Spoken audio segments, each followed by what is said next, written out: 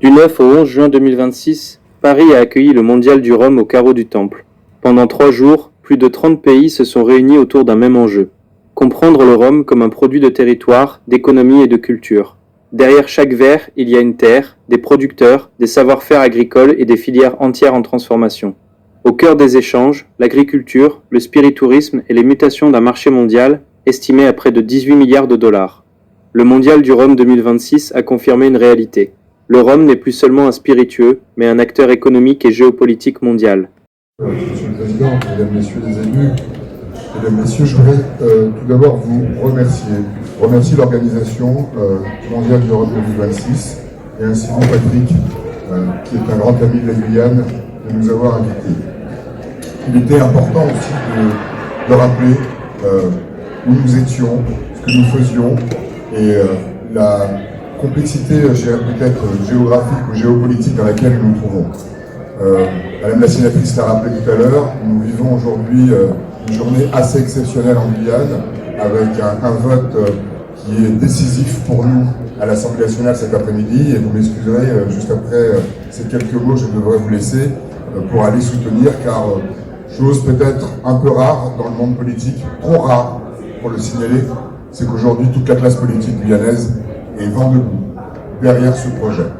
Car le développement de la Guyane, c'est bien sûr toute sa richesse, son bois, son or, mais aussi ses sous-sols, et bien entendu son supposé pétrole ou non, en tout cas on espère pouvoir le dire un jour.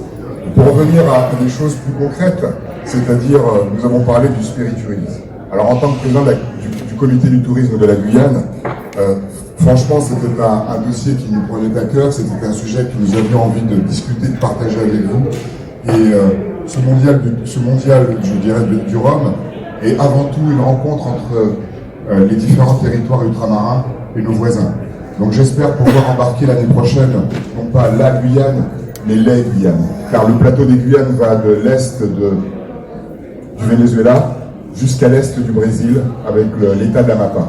Nous sommes une grande région amazonienne, nous la défendons depuis très longtemps. Et nous sommes aujourd'hui aussi des précurseurs de l'éthanol, nous sommes des précurseurs d'un certain nombre de dérivés de la canne à sucre, même si nous avons refusé, et nous continuons à refuser, de faire de la canne à sucre pour l'énergie, que nous estimons que brûler une valeur telle que la canne à sucre est une hérésie avant de la valoriser. Dans ce mondial du rhum où on parle beaucoup d'Haïti, où Haïti est le pays à l'honneur.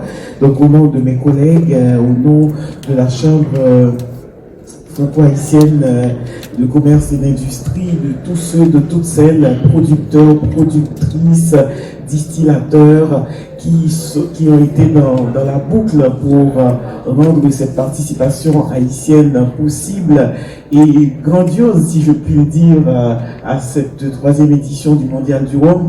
Ils ont vraiment fait beaucoup d'efforts et certains d'entre eux ont fait des trajets extraordinaires pour pouvoir arriver ici, ont eu des déceptions sur leur route et ils sont quand même arrivés. Et il y a Clairin Lacaille qui aujourd'hui, ce n'est qu'aujourd'hui que Clairin Lacaille montre ses produits, parce qu'ils ont connu tous les problèmes pour arriver ici d'abord et pour les faire sortir de la douane, et ça fait plaisir. C'est même, je suis même ému de voir que au dernier jour, au dernier moment, les bouteilles sont présentes et sont dans les vitrines.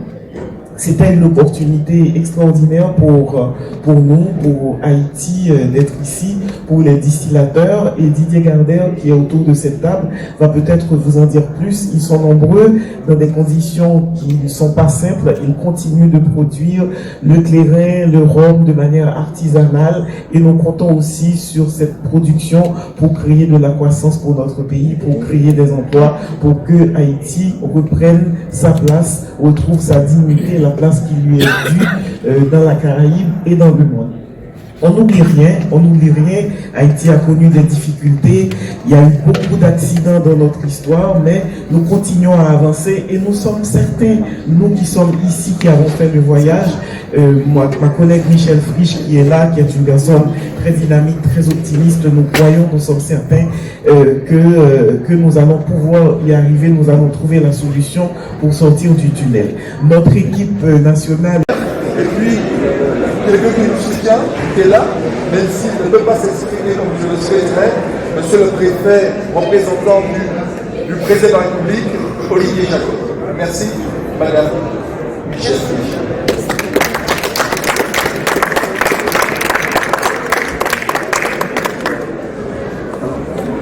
Je me permets de saluer Monsieur le Président du Conseil départemental de Guadeloupe, Monsieur le représentant du maire, enfin l'adjoint au maire de la ville de Paris, messieurs, mesdames aussi, en vos grades et qualités.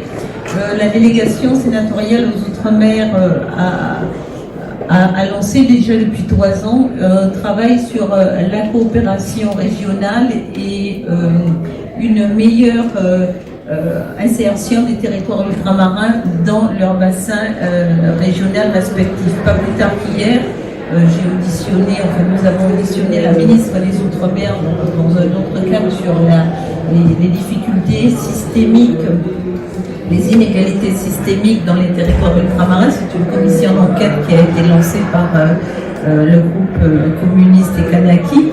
Et je disais à la ministre que entre Paris et les territoires, il y a 8 000, 10 000, 15 000 kilomètres et que tous les programmes qu'on peut mettre en place n'arrivera pas à les gommer ces kilomètres et il faut trouver d'autres solutions.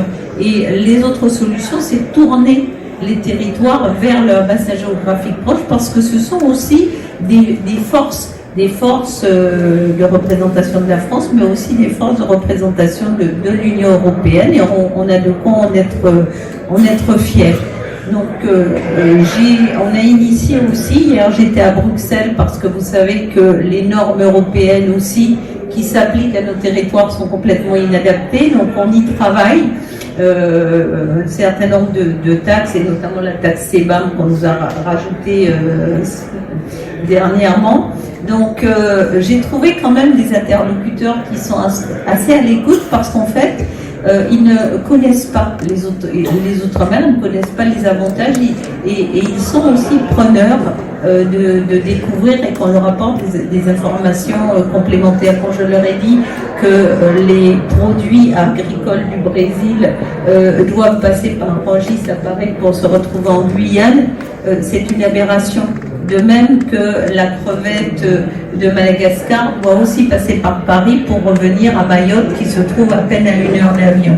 Donc ce sont vraiment des réalités et nous on y travaille. Alors je suis ravie de savoir qu'Haïti a été votre invité d'honneur parce que nous sommes en train de mettre en place avec ma collaboratrice, mais aussi toute la diaspora haïtienne et les entreprises ultramarines que je tiens à remercier, le premier forum d'échange économique entre Haïti et les territoires ultramarins de la zone Caraïbe. Pourquoi? Pour 2 raisons. Parce que j'estime et je suis convaincue qu'après la pacification d'Haïti, il faut préparer la reconstruction en Haïti. Et si on veut préparer la reconstruction, nous avons aussi ce qu'on appelle les fonds Global Gateway qui s'appuient sur des entreprises européennes. Et il me semble, et je suis convaincue, que les entreprises ultramarines françaises, caribéennes, sont les plus à même d'apporter leur savoir-faire, d'apporter leurs compétences pour pouvoir accompagner aussi les entreprises haïtiennes. Parallèlement, c'est un peu donnant-donnant. Haïti a un potentiel énorme en matière d'agriculture, a de l'espace, a de l'agrotransformation, et on pourrait importer, au lieu d'importer de l'agroalimentaire de l'Europe, mais on pourrait aussi importer du bassin. Donc l'idée, c'est de mettre en place un lien donnant-donnant qui permettra d'une part à Haïti de sortir de la difficulté dans laquelle elle se trouve, mais aussi un nouveau regard des entreprises ultramarines vers de nouveaux marchés. Parce que je ne vais pas vous cacher, j'ai toujours dit les choses comme elles sont, franchement, il n'y a plus d'argent dans les caisses. Ça, il faut en être certain, il faut bien l'assimiler. Et jusqu'à maintenant, l'État avait pu compenser à coup de chèque, mais on voit que ça ne fonctionne pas d'une part et que deuxièmement, c'est pas efficace, c'est pas efficient.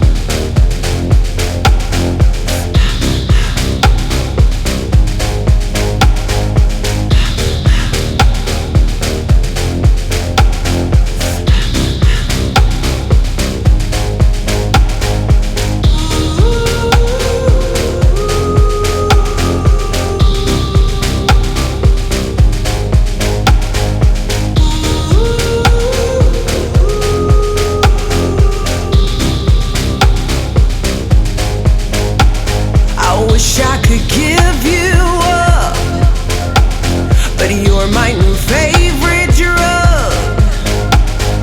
Enter into my blood. Run with my toxic love. Look how you make me happy. You take a hold of me.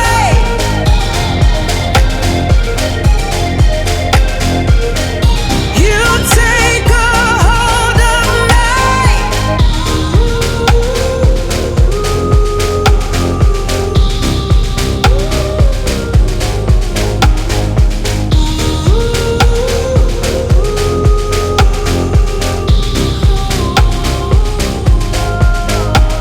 I wish I could give you up, but you're my new favorite drug. Enter into my blood. Run with my time.